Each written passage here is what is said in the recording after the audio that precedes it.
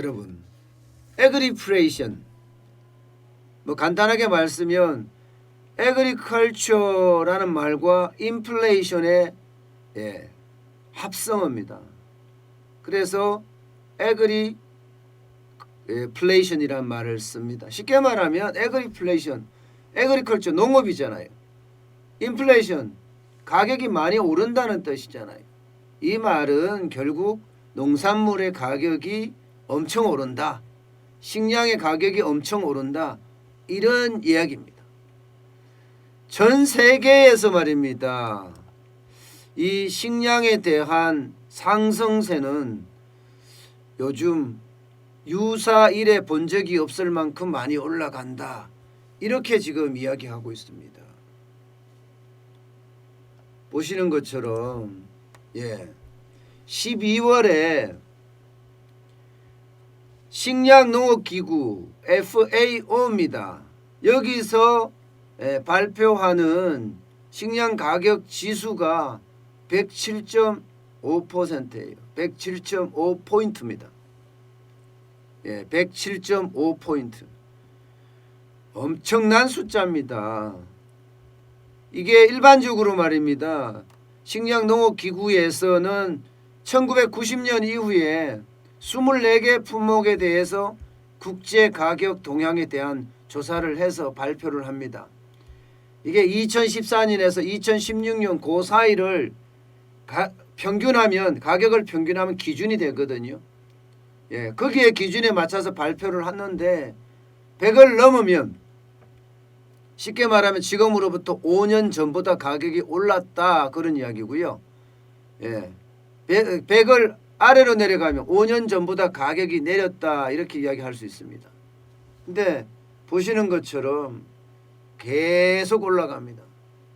좀 떨어지는가 싶더니 2020년 1월부터 2020년 5월까지는, 그러나 5월에 91포인트를 찍으면서 최저치를 찍었어요. 그리고 그 이후로 파죽지세입니다. 지금 7개월 연속 오르고 있습니다. 107.5포인트까지 계속 오르고 있습니다. 이 정도면 퍼센트로 보면 전월보다 2.2% 상승을 해서 107.5지만 전체적으로는요, 1년 전과 비교를 해보면 3.1%포인트 상승한 수치입니다. 작년 전체 평균 가격이 97.9였거든요. 97.9. 여기에 비교하면 3.1% 정도 상승한 그런 내용이에요. 그런데 이게 3.1%, 2.2% 이게 많이 올랐느냐? 이게요, 전체 평균을 하기 때문에 선진국 가격, 후진국 가격 다 전체 평균을 하잖아요. 게다가 이게 선물을 중심으로 하잖아요. 그렇기 때문에 이게 굉장히 많이 오른 수치라고 이야기할 수 있는 겁니다. 2019년 12월하고 비교해 보면요, 고기만 떨어졌어요. 고기만 11.5%가 떨어졌고요. 고기는. 나머지 곡물은요 19%, 유지류 이것은 25.7%입니다. 기름이죠. 유제품도 5.1%, 설탕도 4.8% 모두 올랐습니다. 모두 가격들이 올랐어요. 왜 이렇게 가격이 오르느냐? 이렇게 가격이 오르는 데는 여러 가지 이유가 있습니다. 굉장히 복합적인 이유가 있어요. 일반적으로 이야기할 때는 이게 코로나19가 쉽게 말하면 전 세계에 팬데믹이 돼버리니까 각국이 다 봉쇄령을 내렸어요. 봉쇄령을. 그러니까 농사를 지을 인력들도 마찬가지로 이 봉쇄령에 걸린 겁니다. 외국인 노동력 인력을 많이 확보를 해서 실제 농사 짓는데 많이 활용을 해야 되는데 그렇지 못하다는 거예요. 그래서 여기에 아주 큰 차질이 빚었고요. 또한 물류가 만만치가 않아요. 지금 우리나라도 그렇잖아요.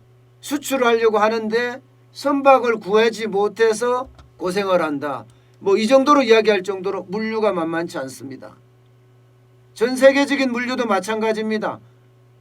이 곡물을 운송하는 물류는 벌크선입니다. 벌크선. 그래서 일반적으로 발틱 운임 지수라는 걸 사용을 하는데 한 달 새에 10.91% 올랐습니다. 지난 8일 기준으로 보면 1,606달러입니다. 1,606달러. 굉장히 많이 오른 거죠. 여기다가 지금 중국에서 수요 폭발이라고 이야기해야 되나요? 아프리카 돼지 열병이 중국에 한참 번지면서 말입니다. 진짜 수많은 돼지들을 매몰 했잖아요. 그러니까 그 효과가 지금 이제 돼지고기를 사 먹어야 되겠다 이렇게 나타나는 거죠. 그러니까 폭등을 할 수밖에 없는 그런 상황으로 지금 가져오고 있습니다. 게다가 돼지 사육 두수가 계속 늘어나잖아요. 늘어나니까 모든 곡물들이 지금 올라가는 겁니다. 모든 곡물들이. 돼지 사육 두수 올라가는데 왜 곡물이 올라가느냐? 돼지가 제일 많이 먹는 게요, 옥수수나 이 대두입니다. 대두. 그러니까 곡물이 굉장히 많이 올라가는 거죠. 보시는 것처럼 포인트로 봤을 때 100이 기준이라고 하면 곡물은 115.7%고요. 유지류는 121.9%포인트입니다. 게다가 유제품도 108.8포인트고요. 이 말은 지금 굉장히 많이 올라간다는 그런 이야기잖아요. 문제는 여러분 여기에서 끝나지 않습니다. 이제 가장 최악이 남았어요. 최악이 뭐냐? 기후변화입니다. 기후변화는 이미 예전역부터 이 기후변화 때문에 식량위기가 올 거다 하는 이야기를 계속해서 했거든요.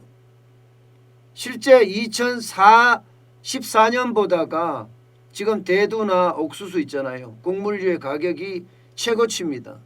왜 최고치냐? 라니냐 때문에. 라니냐 때문에 남미의 가뭄이 굉장히 많이 미쳐서 수확량이 확 떨어졌다는 겁니다. 확 떨어졌다는 거예요. 실제로 대외경제연구원이 발표한 내용에 따르면요, 과거 20년 대비 최근 20년을 보면 재발생 빈도가 5배 이상 늘었다고 해요. 5배 이상. 과거 20년 대비 최근 20년을 따져보면 말입니다. 그만큼 기후변화가 식량 수급에 굉장히 차질을 빚고 있다 이런 얘기예요. 그 정도로 이게 상황이 굉장히 심각해지고 있는 거고요. 게다가 말입니다, 여러분. 이 곡물은 일반적으로 선행지수예요. 선행지수. 이 가격은 선행지수인 것이 대부분의 선물 가격이거든요. 미리 사는 거예요. 미리.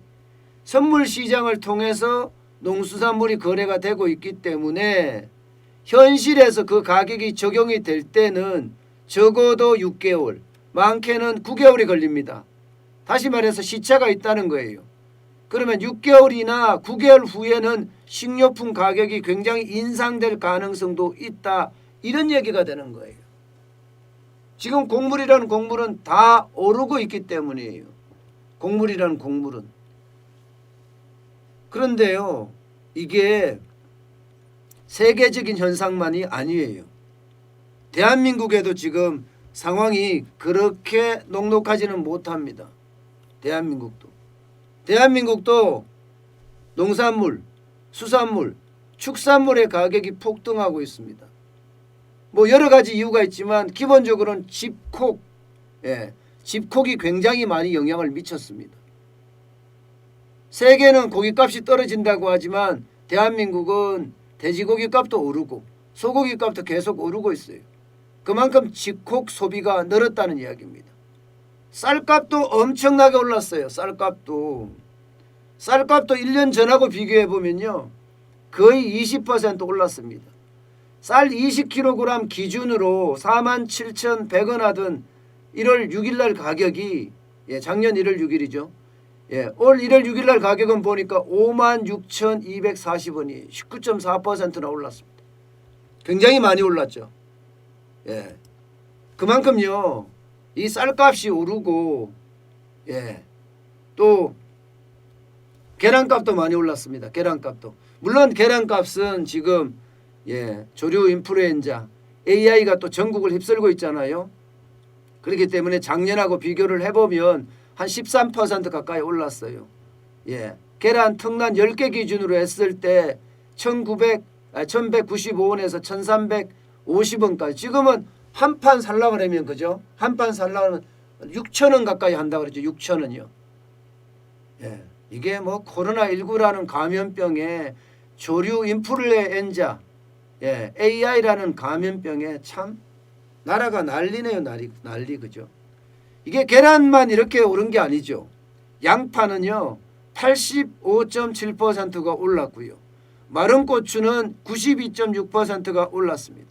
요즘 사과 52.3% 가까이 올랐어요. 엄청나게 오르는 겁니다. 엄청나게. 여기에다가 말입니다. 이제 가공식품들도 다 오를 겁니다. 아마. 앞서 말씀드린 대로 곡물 가격이 계속 올라가기 때문에 그 여파로 지금 가공식품을 만드는 회사들의 가격이 계속 올라갈 겁니다. 당장 풀무원만 하더라도요. 콩 가격이 올랐다 때문에 두부와 콩나물 가격을 올리겠다. 얼마나? 14%를 올리겠다. 이렇게까지 이야기하고 있을 정도예요. 그러면 앞으로 밥상 물가는 계속해서 올라간다는 이야기잖아요. 문제는요. 식량 가격의 위기가 지금 끝나지 않는다는 겁니다. 이게 코로나19가 끝나더라도 이게 백신이 접종이 돼서 쉽게 말하면 집단 면역이 일어난다고 하더라도요. 그동안에 인력 이동이 안 되고 그동안에 운임이 많이 오르고 그렇기 때문에 가격은 계속 올라가는 데다가 기후변화의 어떤 영향 때문에 식량에 대한 위기가 몰려올 수 있다는 이야기를 지금 많이들 합니다. 대한민국은 쌀 외에 작업률이 굉장히 낮아요. 작업률이. 때문에 쌀은 자급자족이 가능할 수 있을지 모르지만 나머지 곡물부터 시작해서 나머지 식량에 대한 위기는 점점 가팔라지고 있다. 점점 다가오고 있다. 에그리플레이션 공포가 현실화되고 있다. 이렇게 말씀드릴 수가 있을 것 같습니다. 여러분, 식량 위기는요. 자영업자도 어렵게 할 뿐만 아니라 서민계층 또 우리들 삶에도 굉장한 위기로 닥칠 가능성이 크다. 월급은 그대로인데 버는 거는 그대로인데 아니면 버는 거 그거보다 훨씬 떨어졌는데 쉽게 생각하면 밥상 물가는 이렇게 계속해서 천정부지로 올라간다는 사실이 안 그래도 어려운데 거기에다가 더 어렵게 만드는 이중고를 던져주고 있다. 이렇게 얘기할 수 있을 것 같습니다. 어쨌든 늘 식량 위기에도 대응할 수 있는 방법 늘 챙겨야 되고요. 대비해야 되지 않을까 싶습니다.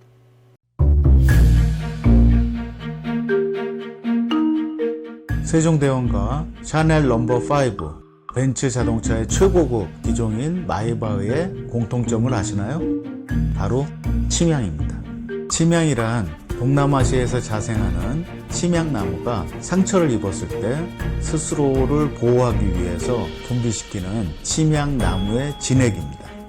진침향은 태국산 침향과 러시아산 녹용, 그리고 국산 홍삼, 백봉령, 또 산수유, 당귀, 숙지향, 꿀로 이루어진 침향환으로 만성 피로나 또 스트레스, 기력이 저하된 직장인분들, 또 수험생들, 연세 드신 어르신분들이 드시면 좋은 환입니다. 진침향 여러분들께 자신있게 권해드립니다.